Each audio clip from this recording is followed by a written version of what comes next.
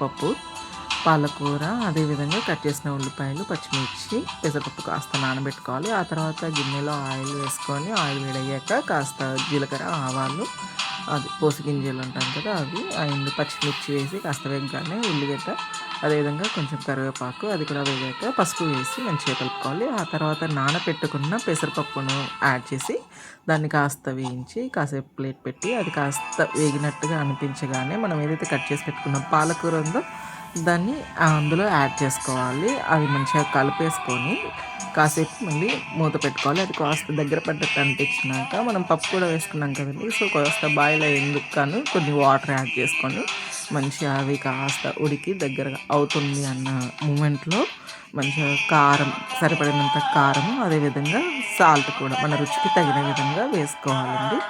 వేసుకొని మంచిగా కలుపుకొని ఆ తర్వాత దాని మీద ప్లేట్ పెట్టేసి ఇంకొక 5 మినిట్స్ అంతే.